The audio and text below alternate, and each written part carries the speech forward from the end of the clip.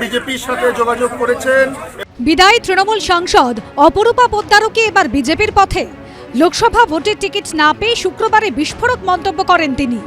এবার তাঁকে নিয়ে চাঞ্চল্যকর দাবি করলেন শ্রীরামপুরে বিজেপি প্রার্থী।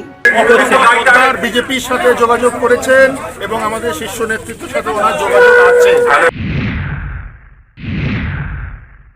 আমি শ্রীরামপুরের যিনি ক্যান্ডিডেট কবির বাবুকে আমি বলতে চাই, উনার যদি দম থাকে তাহলে উনি বলুক আমি কোন বিজেপির নেতার সাথে যোগাযোগ করেছি, কেন মিথ্যে অভিযোগ করছে। আসলে কবির বাবু বিধানসভা ইলেকশনে হিরো প্রার্থী হিসাবে শ্রীরামপুর থেকে বিদায় নিয়েছিলেন।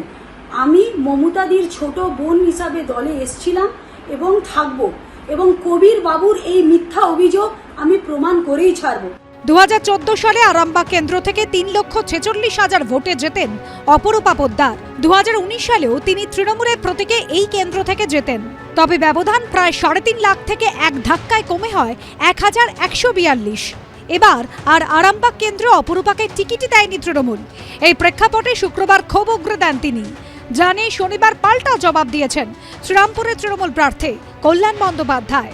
আমার কাছে কোনো টাকা নেই ভোটে লড়ার জন্য, এটা আমার হুগলি জেলার রুরালের 2 মন্ত্রী জানতেন, সেই সাংসদও জানতেন। হয়তো দিদিকে বা উপনেতৃত্বকে তারা বলেছে, তাই টাকার জন্য হয়তো আমি, কারণ ইলেকশনে লড়তে গেলে তো টাকা লাগে, আমার কাছে সেগুলো ছিল না। আমাদের দলে মমতা বন্দ্যোপাধ্যায় ঠিক করেন কে টিকিট পাবে কি পাবে না। আর্থিক অবস্থার কোন প্রার্থীর কি অবস্থাতে রয়েছে সেটা কোনো ফ্যাক্টর হয়ে দাঁড়ায় না তৃণমূল কংগ্রেস থেকে টিকিট পেতে গেলে। আমার মা 2 বছর ধরে কোমায় রয়েছে, সত্যি আমার আর্থিক অবস্থা ঠিক নেই। আমি আমার মা বাবাকে নিয়ে অত্যন্ত চিন্তায় আছি, তাই আমি কালকে বলেছি, আমি যেটা বলেছি যে আমার আর্থিক অবস্থা ঠিক নেই, তাই আমি ভোটে দাঁড়াইনি। আমি একদম আমার মা বাবার যে অবস্থা, আমি সেই নিয়ে খুব চিন্তায় আছি।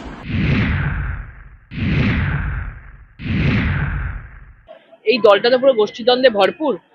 কোনো ভালো লোককে কাজ করতে না দেওয়া, তাদেরকে সরিয়ে দেওয়া, কেউ যদি ওপরে ওঠে তাদেরকে সরিয়ে দেওয়া, এই দলের মধ্যে রয়েছেই। অপরূপা পোদ্দারকে আমি চিনি, মেয়েটা চেষ্টা করে নিজের কথা, এলাকার কথা বলার জন্য, এটুকুই বলতে পারি। বাকি তৃণমূল তো ইউজ অ্যান্ড থ্রো, হয়তো নেতাদের খুশি করতে পারেনি, তাই। লোকসভা ভোটে টিকিট না পেয়ে তৃণমূল ছেড়ে বিজেপিতে গেছেন অর্জুন সিং। একই পথে হেঁটেছেন তাপস রায়ও। এবার সেই তালিকায় কি জুড়তে পারে অপরূপা পোদ্দারের নাম? জল্পনার পারদ চড়ছে। সৌরভ বন্দ্যোপাধ্যায়, সোমনাথ মিত্র, আশিস বাগচির রিপোর্ট, এবিপি আনন্দ।